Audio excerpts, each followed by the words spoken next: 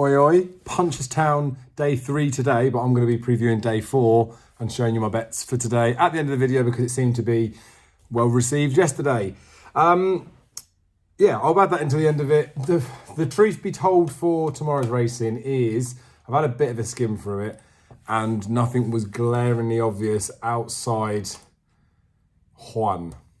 But I haven't delved into him in too much depth. Like, I'm happy to be fairly select now. I'm not worried about missing bets by not going in and studying certain races. I do like to try and get through all of them. It's just life, innit? We're all the same, I guess. Working, family, stuff like that, priorities. I have to take precedence, and that's enough of that waffle. So for the racing tomorrow, first race at Hunter's Chase, I'm just not bothered in it.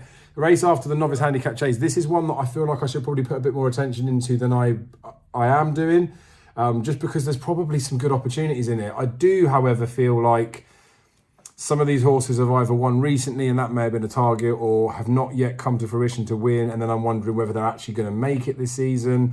There's just a few, too many variables in there that make me scared to get excited about any particular horse in the race.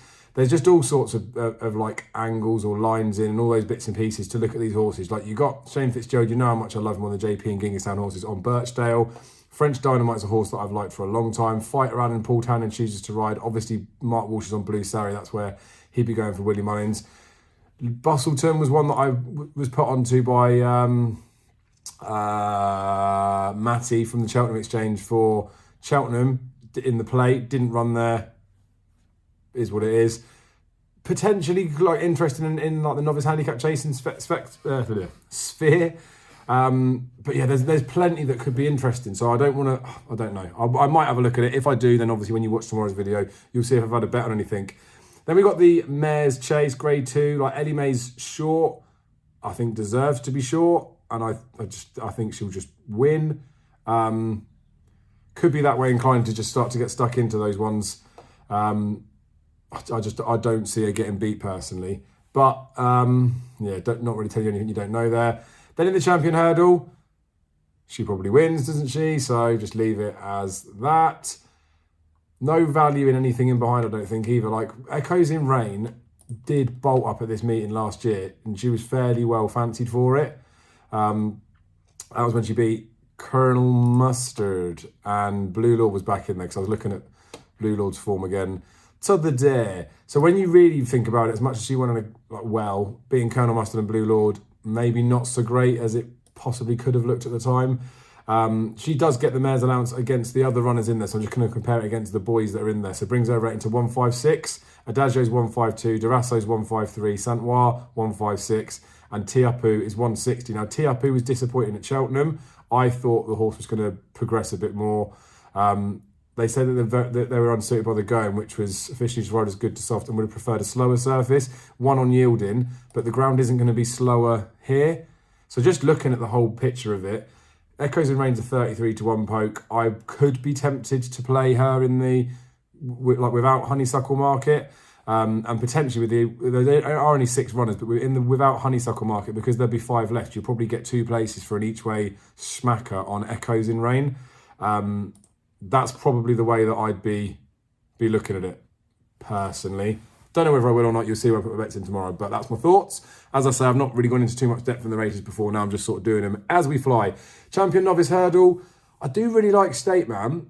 I think 3 Stripe Life earlier on the anti-post book was a bigger price, like 20s or something in the week. Someone was tweeting or something like that. And I've not been looking at the short-term anti-post stuff because I'm trying to stay away from it just for now. But I was pretty impressed with 3 Stripe Life at Aintree. Like, expected him to win, did so. Just one of them, innit? I think he's all right. The reason I'm sort of saying that is, like, I feel like State Man stands out like a sore thumb in this race. Looks like a proper prospect. Is the 5-year-old in there? Lots more improvement to come, I suspect. But I do think 3 Stripe Life is a worthy second favourite.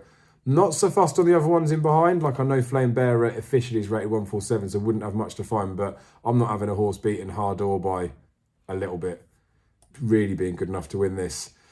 Kilcrook could always bounce back to potentially show something. Like, I know he was pretty pish at Cheltenham.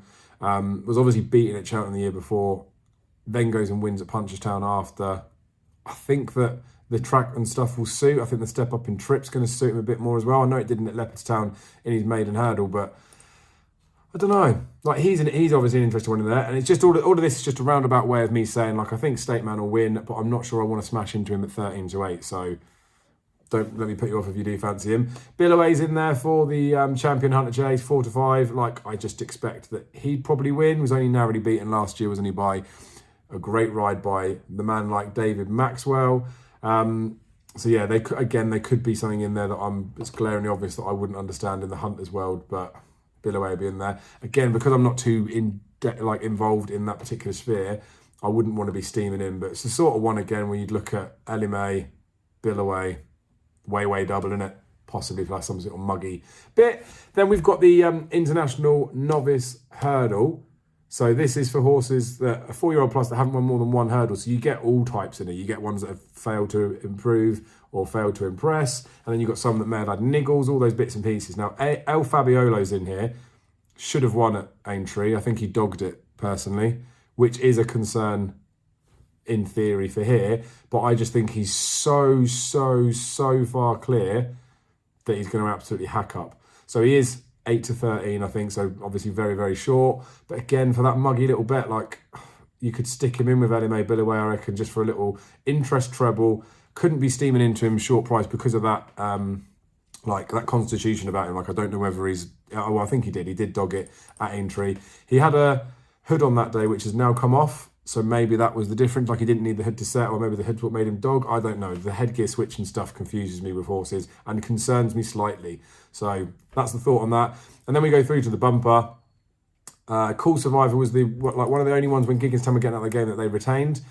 Ran unbeaten odds on favourite first time up. Then it ran behind Facile Vega and was pants. I just don't know if this horse is ever going to achieve what it should do, but it's in the race, isn't it?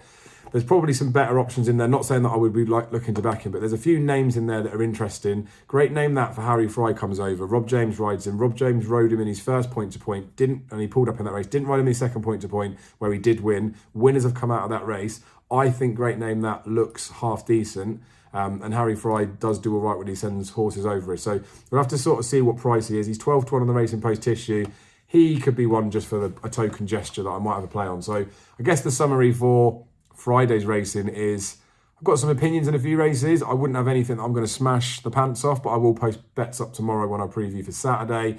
If there is anything that I've backed, I'm probably going to start looking into the Echoes in Rain without Honeysuckle Market because I could be tempted to put a few quid in there just because I think it could be reasonable value. So without further ado, I'm going to spin on to today's bet. Slightly different from yesterday. I've had a few more, well, just a few different ones. You'll get to see it. I think it's handy for me to do it because like you see what I'm backing, and it's sort of putting my money where my mouth is. But also you might see different styles and stuff. There was a couple of comments suggesting or alluding to the fact that they were a little bit surprised maybe with stakes or things like that.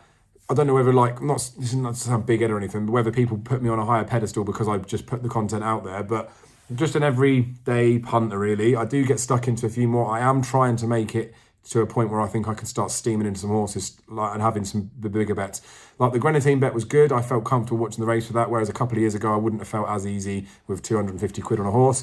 That's part of the process for me. I want to build myself up to a tolerance to it. And then in theory, I'd like to be in a spot where a few grand to the side already, where I can start banking and betting 500, £1,000 on a horse, trying to get it on the exchanges or go around a few betting shops if I need to do that, to start pick up the pace and see if I can just smash the big ones. But I don't think I'll ever shy away from just having my 10s, 5s and 20s on some horses that I fancy at a price, because it does tip over and it does make a little bit of money on the side. It keeps you interested in the game as well. It's not difficult so much, but with a life, working, family and other things going on, sometimes it can be hard to keep on top of the horse racing if you're not having that financial involvement. I know it sounds almost addictive to say that I've got a bet to keep on top of it, but you do have an interest and it makes you put the effort into study and stuff. So I'm going to flick onto my bets now. We'll talk about something in there. There's an interesting one today about a horse that I've backed at the wrong price probably, but I feel like I can get out in running. I'll show you my tactic in there and then we'll find out the day after.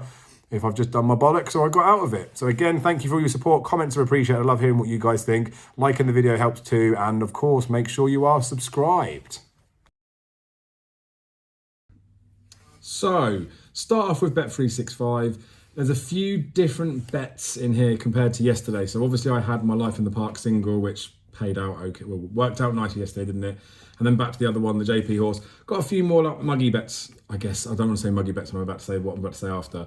But we had some comments and stuff that came through. Someone mentioned that Cafe Con Leche and Panda Boy may have had a bit of a word, and each way double. Keep an eye on what the prices happen after 10:15. I didn't wait till 10:15. I've just got in. I looked into their form and read a little bit about them, and I can see a bit of a case that they could both run all right at a price. So smaller stakes. Again, I'm not normally like an each way punter, but these are relatively low risk. I feel like with these, Panda Boy's drifting, which is helping. But I've put £25 worth of a stake in here. If Panda Boy places, I'm going to get 21 quid back. If he drifts, I might get a bit more. Cafe Con Leche places, then I'll get a bit of a profit. And then, of course, if they both place, I'll do all right. And if they both won, wow, be minted. A couple of greyhound bets in there as well coming in underneath. This boy's short price-ish favourite for a derby, but could be an absolute weapon. And Barefoot Supremo runs Friday at Toaster, so got him quoted. Got a few quid on, but that's not what we're here for. So Singing Banjo, not a race that I particularly want to get involved in.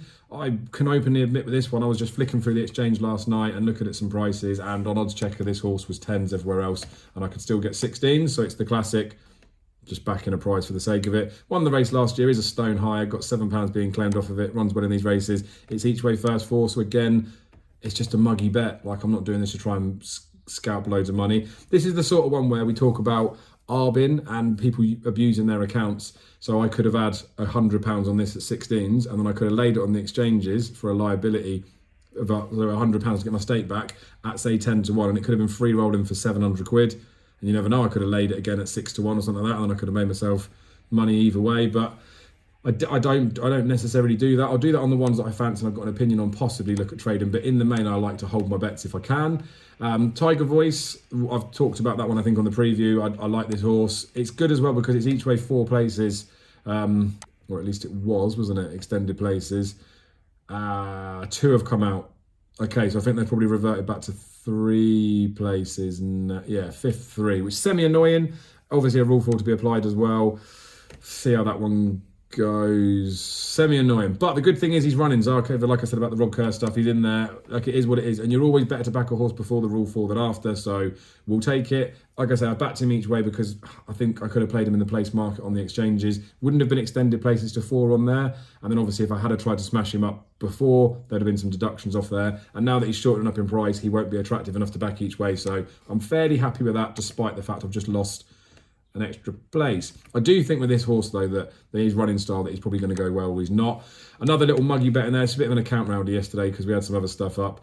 Gentleman Demi's not running. Ooh, interesting. A few come out of that then if you went down to that sort of price. We'll go have a look at that in a minute anyway. It doesn't matter for now. We'll look on the exchanges.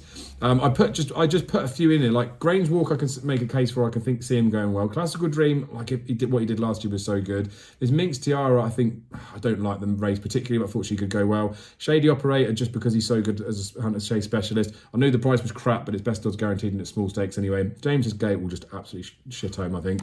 So I just put this muggy bet on as a bit of an account rounder. It's bad really because I'm throwing 20 quid away like I've done here with these 5-folds. Gentleman Demi's come out now, so I need only any 4 of these to come in, but we need a little bit of luck in that first race, and probably with Minx Tiara. The way I sort of looked at it was Grange Walk was a little bit punty, but if Grange Walk goes in, Shady Operator, Classical Dream, Gentleman Demi, so I'd have had the first 4 up potentially. Cash out would have been reasonable, and I'd have been happy that James's Gate or this one was going to win.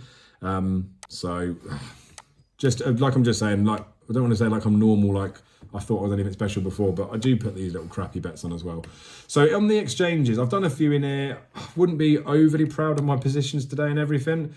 Again, with life, family, things like that, I try and get some bets on a bit earlier. And I'm not so fussed, I'm not so precious about missing bits of prices and stuff anymore as much as I used to be. So this Golf Marin for JP, I quite liked the look of him. And I thought he had a chance. He was 14s or 12s last night with Bet365, but he was short of everybody else. I had a bit on there, and then I've cashed out of that because he was on a drift, and I managed to get out for my full stake. But you see there, I backed him last night for 25 as well at 20s, when I thought like 14s or 12s was okay.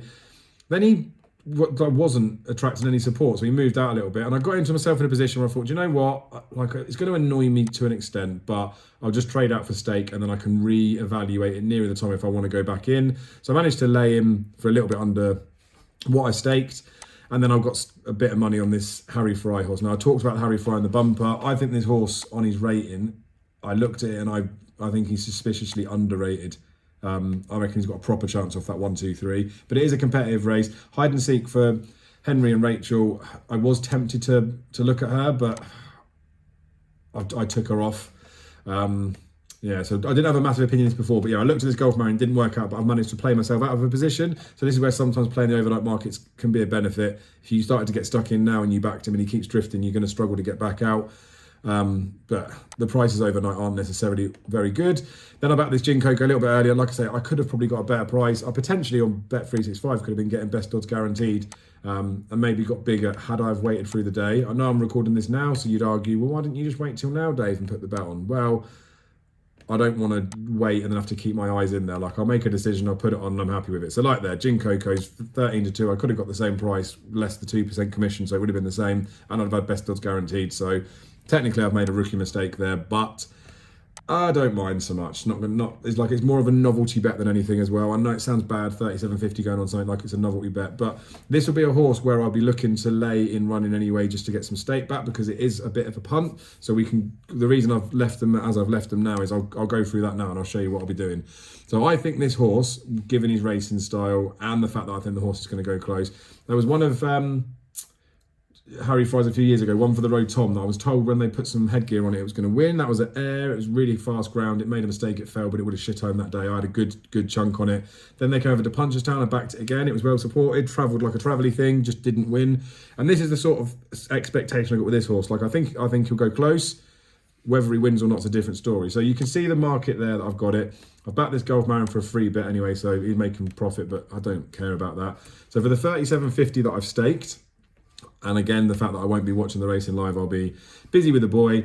I'll drop myself down to a point where I think, comfortably where I think this is going to trade in running, and then I'll just leave it there. It is what it is. Now, you can stagger it all the way down, so I could put £12.50, £12.50, £12.50 at different prices, say 6, 5 and 4, to average out at 5, and then you get a bit more covered at a bigger price, a bit less at a lower price, if you're that way inclined. I prefer to... Sounds a bit trivial, but the way that I like to go in it, I like to just give myself a target number to try and get myself back. Like in this instance here, if I laid him in running and he goes and wins and I get 60 quid back, I'm probably going to be a bit annoyed with myself. I like to get myself near a ton, so that would put me on the ton bracket there by laying it at 3-1. Then I've got to think to myself, is it feasible to think that this horse could trade 3-1 in running? And I think running style potentially could. So that's my sort of risk way out of it. With Bet365, the best odds guarantees, happy days with the drift. Haven't got the opportunity to do this, leaving a trade in running on it. Whereas on Betfair I have. If it doesn't get matched and the horse just runs pants, I'll be annoyed, but I don't really mind so much. So that's what I'll do. And then you just need to make sure, obviously, you check keep in running. Now I've got myself in a position where I've got 100 quid to play with. I could potentially go and put a lay in for 50 quid at even. So you can see plenty of horses that trade short, like Rock Road for Willie Mullins yesterday traded at 1.13. And then this means that if he trades even money or less, then I'm going to get £50 regardless of the result, like whichever way it goes. I won't be doing that in this instance. I'm not so precious about making small profits like that on these ones, although potentially I should be. This is what I was talking about in other videos, looking at trading. But for ones I've got more money on, I may look at doing that. I may put myself in a position where I might have backed a horse. I don't know if it can necessarily win, but I think it would trade shorter, and then just play about with it a little bit in there. So plenty of non-runners in this race, but leave that as it is. Cross-country chase, again, like you see with Singing Banjo, the money there, like 16s that I got with Bet365 is pretty much as good as you would have got on the exchange anyway, but with best odds guaranteed and with extended places. So again, like they're almost auto bets, but you do too many of them, the bookies will latch onto it. I talked about Concertista that I've backed. I can show you that on my sports book that I've got 33 or something like that quid, and I think I said 35, I've got 33. And I talked about the each way's perspective. Now, she's obviously been well found, which that was right. The price was just wrong. In this place market, it will still be 3 places on the exchange. So if you were backing each way with a normal bookmaker, you'd only be down to 2. I think Sky Bet may be doing 3 places, but because they're doing extended, you wouldn't get best odds guaranteed. On here, you could still back her to win at a price. You could back her in the place market, and this price is still for 3 places. So I think, not the Devil's Coachman was necessarily a danger, but you're looking at the market here, potentially you're going to be getting, and I think you probably would, you get 6 to 4 about Concertista to place, and you're still getting 3 places with only the 7 runners. So I was hoping to get a bigger prize. I was hoping her prize would hold out of the 20s. I probably won't be backing her to place, given how pants she ran at Punchestown before. She is that win dart at a bigger price, so I'm happy just to leave and let it go. Had I backed her on the exchanges at 20 to 1 plus, then I would have probably been looking to put a in-running lay to get out of her. But you'll see here, she was never the price to trade. But that'll be another one where I talked about before, you could leave those really low ones in there. If I'd have had my 35 on her at 20s, and I was stood here to win 700 quid or whatever it might have been, I'd look to trade out of that. Potentially now I could get stake out for this, so I take 35 quid out, it's running for 350 on its own, and then potentially I could look at putting a low in running price in there. Maybe it's just for conversation's sake, even money to win 175, either way, all risk free, just because we knew the prices were going to change, but I won't be doing that. This race here, this is a semi-annoying, this is a mistake. There's no two ways about it, given the fact that he's a much bigger price now. I mentioned this race, I hadn't particularly looked at it. I glancingly mentioned the Bomber Liston. He was 14s, I think, Bet365, but again, family, having the boy and stuff, like I didn't see the price, missed the price. And then I got a little bit of FOMO about what to do with him. And then again, because I'm not going to be about to be able to do anything with this, again, like I know it sounds excusey, but like I'm on here now, like I could have waited to now to put the bet on, and obviously I should have done, because I could have got a couple of points bigger. But I think the Bomber Liston, although he's stepping up in trip, he's a fairly prominent running horse, and I think Nico will be fairly prominent on City Chief as well. They may change tactics on the Bomber Liston, but I do think this horse is good enough that regardless of whether he wins or not, I think he's going to travel nicely into the race. And the reason why I've ended up piling so much onto him is I want this as an opportunity to be able to lay in running, but B, I tried to put some money on St James's or get James's Gate in the bumper last night, and not all of it got matched, which annoyed me a little bit. So almost a gung-ho reflex, which isn't great gambling. I get all of that sort of stuff, but I'm not going to be putting money on horses that I'm not prepared to let it stand. Like, I'm happy to be wrong, and in this instance at the moment, like I have got it wrong. But we know with the peaks and troughs, you'll see it on the Betfair prices. Like to try and always back them at these peaks is very difficult. Singing Banjo, you saw with Bet365, I got it. Concertista, I got it. This wasn't a horse that I backed on a price basis. This was a horse that I just wanted to have some money on. So yeah, it's not the best way to play it. But again, I'll show you with the lays that I'll put in here with this one. So £102.56. I think that was more of an account rounder. I'll just get a ton back would be my aim. And I think he'll travel okay. Now, with him being more prominent, or hopefully being more prominent, these big handicaps, if the horses are towards the front, they tend to shorten up nearer the off. This is where Betfair SP can be a massive help, because you can back ones that are normally held up towards the back at a bigger price at the start than they might have been 10-15 minutes before. I've backed this at 7.6, I think, haven't I? Like I said, a tons, like I'm happy as a number for a particular horse. So it's not inconceivable that this horse is going to trade 5 to 1 and might trade 5 to 1 fairly early in the race. I could lay him at 6.4, give myself a little bit more down. But if we go down to laying this horse at, let's have a look, 6.8 would probably be it, wouldn't it? Yeah. Lay him at 6.8. And I know it's like people will probably look at this and think it's a hell of a risk to be putting that much money on to be laying for only this price. Now if I'd have backed him at 7.6 and he was already 6.8, I wouldn't be putting the lay to get out now. I'd be putting the lay relative to the price that he is now. So I think this horse could halve in price in running. So I could lay this as low as 5 and then look at putting some other cheeky trades in there, and then he's a bigger price. The fact that I've put this bet on because, like I say, it's like a trade less than I thought I was getting value and less than I thought it was really going to win. I think this horse will be there or thereabouts. I just want to put myself in a position where I might better get a little bit of a free roll on it.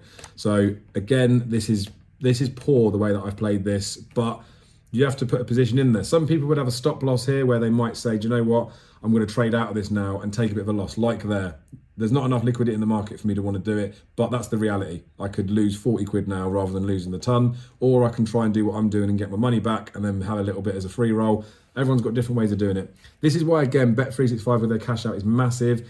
When the prices do drift on those horses, they invariably don't go much lower than just 90% of your stake. Obviously, you've got best odds guaranteed, so you get the bigger price, but as a stop loss on there, say, for example, that Gulf Marin for JP McManus, had I have left my bet on there with Bet365, they probably still would be offering me 90% of it now, even though he's doubled in price. So that's the position where you think, you know what, the sensible thing now to do is probably chop out. And like I said, I know you get best odds guaranteed, and I know that drifters can win, but never the mind.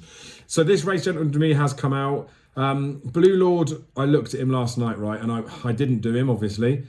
He was 7 to 1. And I know this is a reform market that's come out here now, but I thought he was too big a price. I did back him at Cheltenham, and I had a few £100 on him at Cheltenham.